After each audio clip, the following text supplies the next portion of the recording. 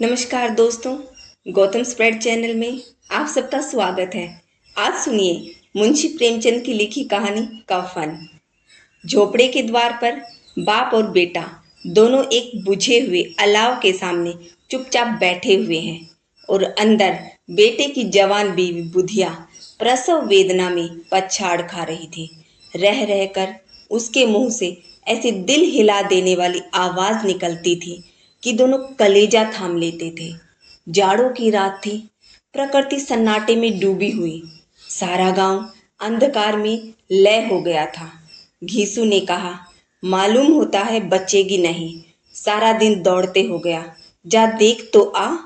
माधव चिढ़कर बोला, मरना ही तो है, जल्दी मर क्यों नहीं जाती, देख कर क्या करूं। तू बड़ा बेदर्द है बे, साल भर जिसके साथ सुख चैन से रहा, उसी के साथ इतनी बेवफाई। तो मुझसे तो उसका तड़पना और हाथ पांव पटकना नहीं देखा जाता। चमारों का कुनबा था, सारे गांव में बदनाम। घीसू एक दिन काम करता तो 3 दिन आराम करता। माधव इतना कामचोर था कि आध घंटे काम करता तो घंटे भर चिलम पीता। इसलिए उन्हें कहीं मजदूरी नहीं मिलती थी। घर में मुट्ठी भर भी अनाज मौजूद हो तो उनके लिए काम करने की कसम थी। जब 2-4 फाके हो जाते तो घीसू पेड़ पर चढ़कर लकड़ियां तोड़ लाता और माधव बाजार जाकर बेच आता। और जब तक वह पैसे रहते दोनों इधर उधर मारे मारे फिरते। गांव में काम की कमी न थी। किसानों का गांव था, मेहनती आदमी के लिए 50 काम थे। मगर इन दोनों को उसी वक्त बुलाते जब दो आदमियों से एक का काम पाकर भी संतोष कर लेने के सिवा और कोई चारा नहीं होता। अगर दोनों साधु होते तो उन्हें संतोष और धैर्य के लिए संयम और नियम की बिल्कुल जरूरत न होती। यह तो इनकी प्रकृति थी। विचित्र जीवन था इनका। घर में मिट्टी के 2-4 बर्तन के सिवा कोई संपत्ति नहीं। फटे चीथड़ों से अपनी नग्नता को ढाके हुए जिए जाते थे। संसार की चिंताओं से मुक्त, कर्ज से लदे हुए, गालियां भी खाते, मार भी खाते, मगर कोई गम नहीं। दीन इतने कि वसूली की बिल्कुल आशा न रहने पर भी लोग इन्हें कुछ न कुछ कर्ज दे देते थे। मटर आलू की फसल में दूसरों के खेतों से मटर या आलू उखाड़ लाते और भून भान कर खा लेते, या 10-5 ऊख उखाड़ लाते और रात को चूसते। घीसू ने इसी वृत्ति से 60 साल की उम्र काट दी और माधव भी सपूत बेटे की तरह बाप ही के पद चिन्हों पर चल रहा था, बल्कि उसका नाम और भी उजागर कर रहा था। इस वक्त भी दोनों अलाव के सामने बैठकर आलू भून रहे थे, जो कि किसी खेत से खोद लाए थे। घीसू की स्त्री का तो बहुत दिन हुए देहांत हो गया था। माधव का ब्याह पिछले साल हुआ था। जब से यह औरत आई थी, उसने इस खानदान में व्यवस्था की नींव डाली थी और इन दोनों बेगैरतों का दोजख भरती थी। जब से वह आई, यह दोनों और भी आराम तलब हो गए थे, बल्कि कुछ अकड़ने भी लगे थे। कोई कार्य करने को बुलाता तो भाव से दुगनी मजदूरी मांगते। वही औरत आज प्रसव वेदना से मर रही थी और यह दोनों इसी का इंतजार कर रहे थे कि कब वह मरे और हम आराम से सोएं। घीसू ने आलू निकालकर छीलते हुए कहा, जाकर देख तो आ, क्या दशा है उसकी। चुड़ैल का फिसाद होगा और क्या। यहाँ तो ओझा भी 1 रुपया मांगता है। माधव को भय था कि वह कोठरी में गया तो घीसू आलुओं का एक बड़ा भाग साफ कर देगा। बोला, मुझे वहां जाते डर लगता है। डर किस बात का है, मैं तो यहाँ हूं ही, तो तुम ही जाकर देखो ना। मेरी औरत जब मरी थी तो मैं 3 दिन तक उसके पास से हिला तक नहीं, और फिर मुझसे लजाएगी कि नहीं, जिसका कभी मुंह नहीं देखा। आज उसका उघड़ा हुआ बदन देखूं, उसे तन की सुध भी तो न होगी। मुझे देख लेगी तो खुलकर हाथ पांव भी न पटक सकेगी। मैं सोचता हूँ कोई बाल बच्चा हुआ तो क्या होगा। सौंठ, गुड़, तेल कुछ भी तो नहीं है घर में। सब कुछ आ जाएगा, भगवान दे तो। जो लोग अभी एक पैसा नहीं दे रहे हैं, वे ही कल बुलाकर रुपए देंगे। मेरे 9 लड़के हुए, घर में कभी कुछ न था, मगर भगवान ने किसी न किसी तरह बेड़ा पार ही लगाया। जिस समाज में रात दिन मेहनत करने वालों की हालत उनकी हालत से कुछ बहुत अच्छी न थी, और किसानों के मुकाबले में वे लोग जो किसानों की दुर्बलताओं से लाभ उठाना जानते थे, कहीं ज्यादा संपन्न थे। वहां इस तरह की मनोवृत्ति का पैदा हो जाना कोई अचरज की बात न थी। हम तो कहेंगे घीसू किसानों से कहीं ज्यादा विचारमान था, और किसानों के विचार शून्य समूह में शामिल होने के बदले बैठकबाजों की कुत्सित मंडली में जा मिला था। हाँ, उसमें यह शक्ति न थी कि बैठकबाजों के नियम और नीति का पालन करता। इसलिए जहां उसकी मंडली के और लोग गांव के सरगना और मुखिया बने हुए थे, उस पर सारा गांव उंगली उठाता था। फिर भी उसे यह तस्कीन तो थी कि अगर वह फटेहाल है तो कम से कम उसे किसानों की सी जी तोड़ मेहनत तो नहीं करनी पड़ती, और उसकी सरलता और निरीहता से दूसरे लोग बेजब फायदा तो नहीं उठाते। दोनों आलू निकाल निकाल कर जलते जलते खाने लगे। कल से कुछ नहीं खाया था, इतना सब्र न था कि ठंडा हो जाने दे। कई बार दोनों की जबान भी जल गई। छिल जाने पर आलू का बाहरी हिस्सा जबान, हलक और तालू को जला देता था, और उस अंगारे को मुंह में रखने से ज्यादा खैरियत इसी में थी कि वह अंदर पहुंच जाए। वहां उसे ठंडा करने के लिए काफी सामान थे, इसलिए दोनों जल्दी जल्दी निगल जाते। हालांकि इस कोशिश में उनकी आंखों से आंसू निकल आते। घीसू को उस वक्त ठाकुर की बारात याद आई, जिसमें 20 साल पहले वह गया था। उस दावत में उसे जो तृप्ति मिली थी, वह उसके जीवन में एक याद रखने लायक बात थी, और आज भी उसकी याद ताजा थी। बोला वह भोज नहीं भूलता।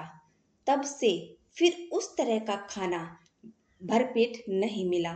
लड़की वालों ने सबको भरपेट पूड़ियाँ खिलाई थी।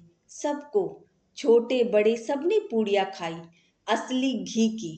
चटनी, रायता, 3 तरह के सूखे साग, एक रसेदार तरकारी, दही, चटनी, मिठाई। अब क्या बताऊं कि उस भोज में क्या स्वाद मिला।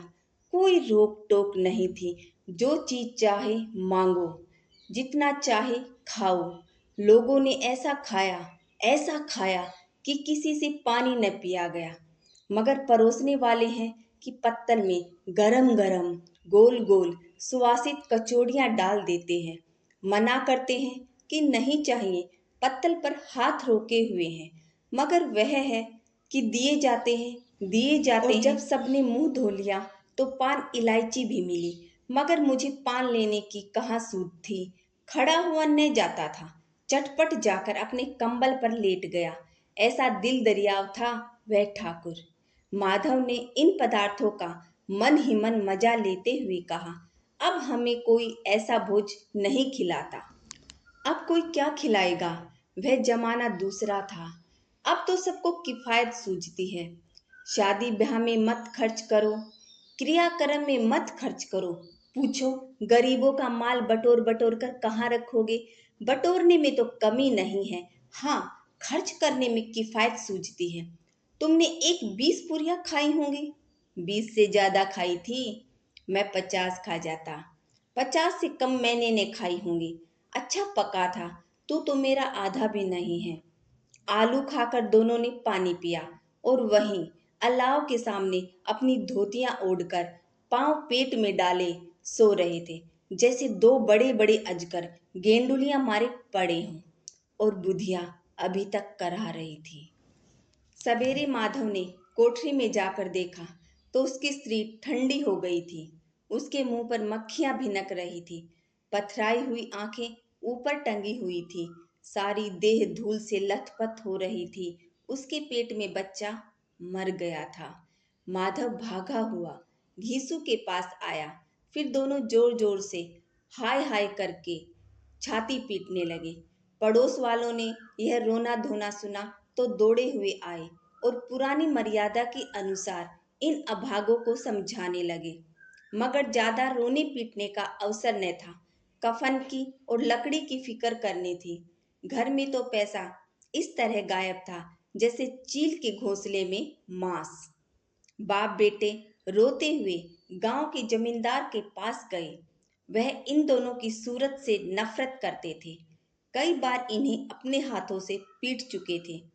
चोरी करने के लिए, वादे पर काम पर न आने के लिए। पूछा, क्या है बिग्गिसुआ, रोता क्यों है? अब तो तू कहीं दिखलाई भी नहीं देता।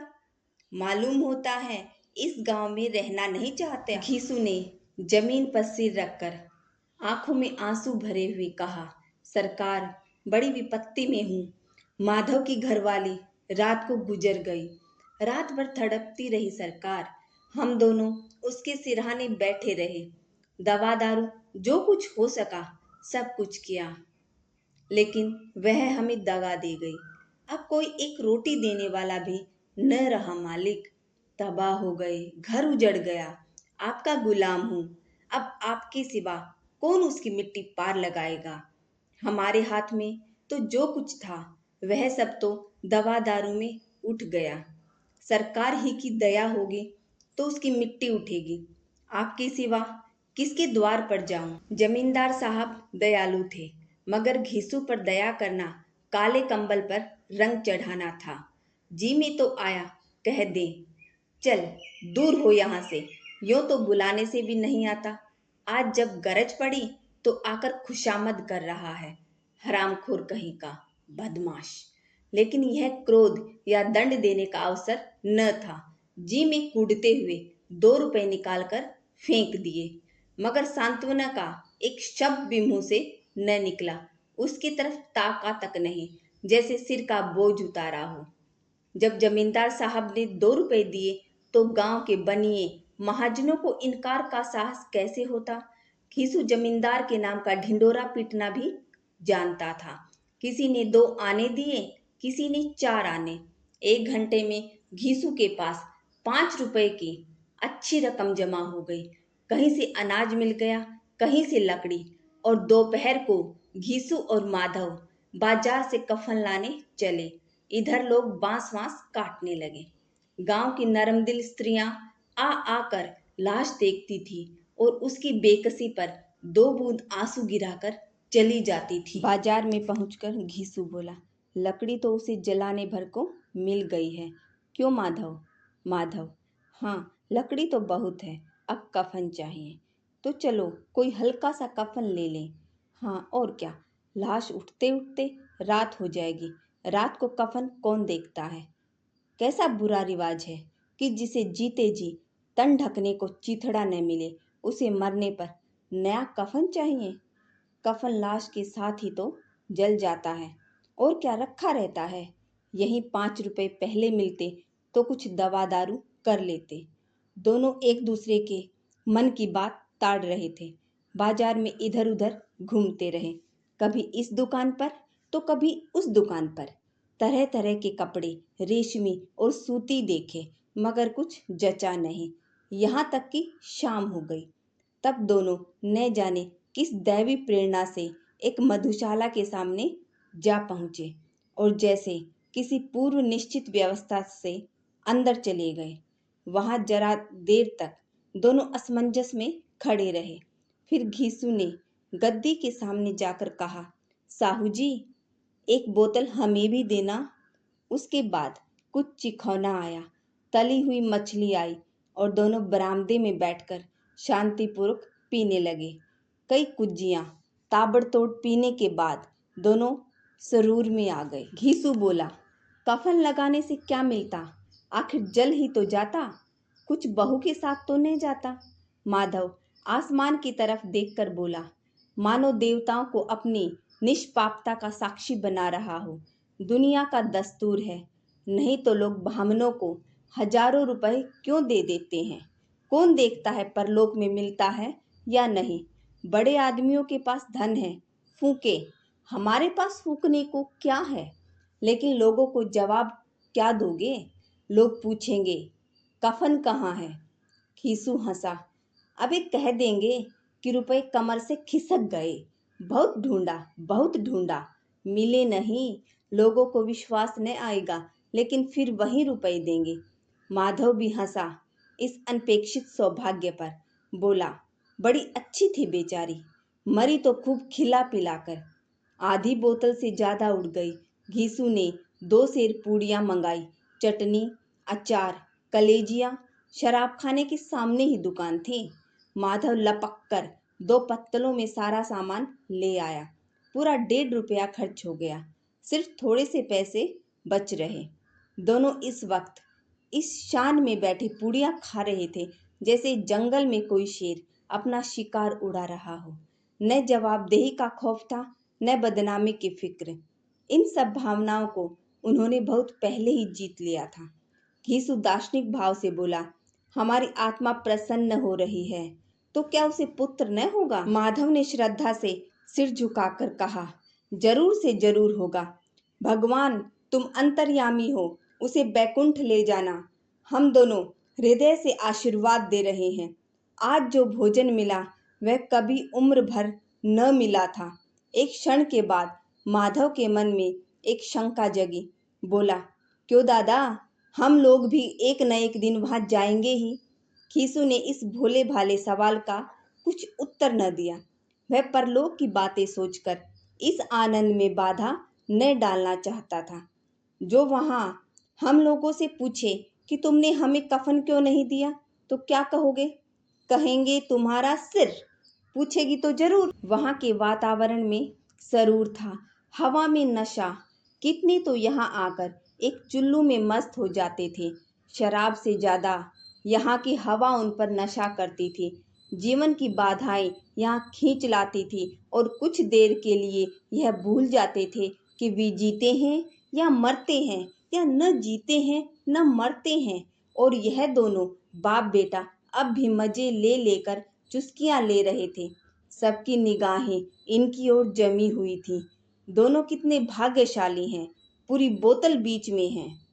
भरपेट खाकर माधव ने बची हुई पूड़ियों का पत्तल उठाया और एक भिखारी को दे दिया, जो खड़ा इनकी ओर भूखी आंखों से देख रहा था और देने के गौरव, आनंद और उल्लास का अपने जीवन में पहली बार अनुभव किया। घीसू ने कहा, ले जा, खूब खा और आशीर्वाद दे। जिसकी कमाई है वह तो मर गई, मगर तेरा आशीर्वाद उसे जरूर पहुंचेगा। रोए रोए से आशीर्वाद दे, बड़ी गाढ़ी कमाई के पैसे हैं। माधव ने फिर आसमान की तरफ देखकर कहा, वह बैकुंठ में जाएगी दादा, बैकुंठ की रानी बनेगी। खीसू खड़ा हो गया और जैसे उल्लास की लहरों में तैरता हुआ बोला, हाँ बेटा, बैकुंठ में जाएगी। किसी को सताया नहीं, किसी को दबाया नहीं। मरते मरते हमारी जिंदगी की सबसे बड़ी लालसा पूरी कर गई। वह न बैकुंठ जाएगी तो क्या ये मोटे मोटे लोग जाएंगे, जो गरीबों को दोनों हाथों से लूटते हैं और अपने पाप को धोने के लिए गंगा में नहाते हैं, मंदिर में जाकर जल चढ़ाते हैं। श्रद्धालुता का यह रंग तुरंत ही बदल गया। अस्थिरता नशे की खासियत है। दुख और निराशा का दौरा हुआ। माधव बोला, मगर दादा, बेचारी ने जिंदगी में बड़ा दुख भोगा, कितना दुख झेल कर मरी। वह आंखों पर हाथ रखकर रोने लगा, चीखें मार मार कर रोया। घीसू ने समझाया, क्यों रोता है बेटा, खुश हो कि वह माया जाल से मुक्त हो गई, जंजाल से छूट गई। बड़ी भाग्यवान थी जो इतनी जल्दी माया मोह के बंधन तोड़ दिए। और दोनों खड़े होकर गाने लगे, ठगिनी क्यों नैना झमकावे, आहा, ठगिनी क्यों नैना झमकावे। पियक्कड़ों की आंखें इनकी ओर लगी हुई थी और यह दोनों अपने दिल में मस्त गाए जाते थे।